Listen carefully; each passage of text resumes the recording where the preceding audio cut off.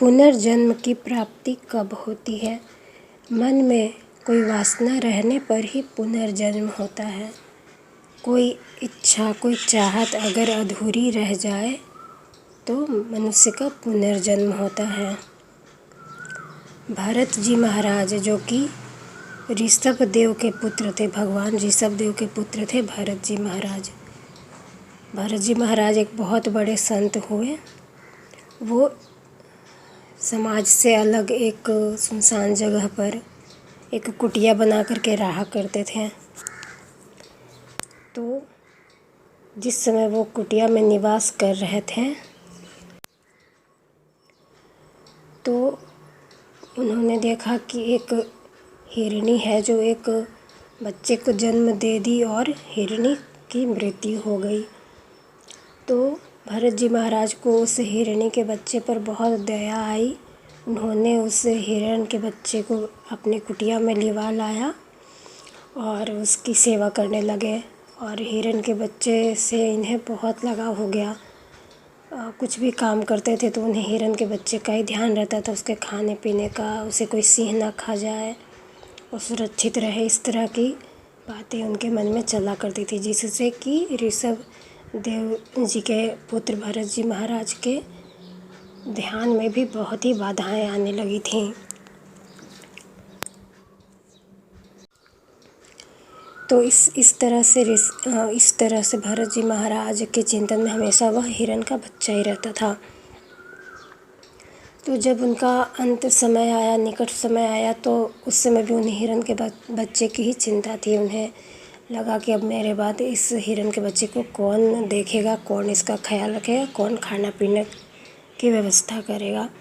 इस तरह से हिरण के बच्चे का ध्यान करते करते भरत जी महाराज की मृत्यु हुई, जिससे उनका जो खुद का अगला जन्म हुआ वह हिरण के बच्चे के रूप में ही हुआ। क्योंकि कहा जाता है कि जैसी मति वैसी गति। तो जैसी मति वैसी गति, तो उस समय उनकी मति में हिरण का बच्चा ही समाया हुआ था, इसलिए उनका जन्म भी एक हिरण के बच्चे में ही हुआ।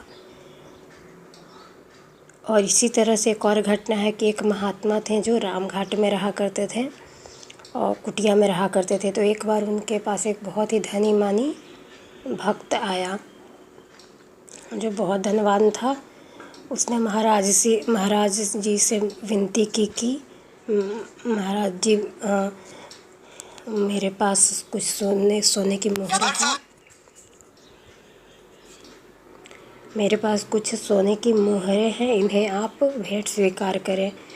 तो महात्मा के भी मन में आया कि ठीक है, मैं इन मोहरों को ले लेता हूँ और इससे भंडारा करूँगा, साधु संतों की सेवा में लगा दूँगा। ऐसा सोच करके उन्होंने उस सोने की मोहरों को ले लिया। और उनकी कुटिया में एक गीता जी भी थे जो एक पोटली में बांध करके रखे हुए थे। तो उन्होंने उस मोहरों को भी उन्हीं गीता जी के साथ उस पोटली में रख दिया। और फिर बाद में वो सोचे कि इससे भंडारा कर देंगे, लेकिन वो ये बातें बता नहीं सके किसी को। और कुछ शिष्यों के साथ वो बद्रीनारायण को चले गए। बद्रीनारायण जा ही रहे थे कि रास्ते में ही उनकी मौत हो गई। तो जब मौत हो गई तो चूँकि उन रास्ते में भी उनका चिंतन उन्हीं सोने के मोहरों पर था कि उन सोने के मोहरों को बेच करके संतों को भंडारा करवाना है। तो यही विचार उनके मन में था। तो उनकी मौत होने के बाद फिर उनका अंतिम संस्कार हुआ। कुटिया की शिष्यों ने साफ़ सफाई की तो उन्होंने देखा, उस पोटली पर उन्हें नज़र गई।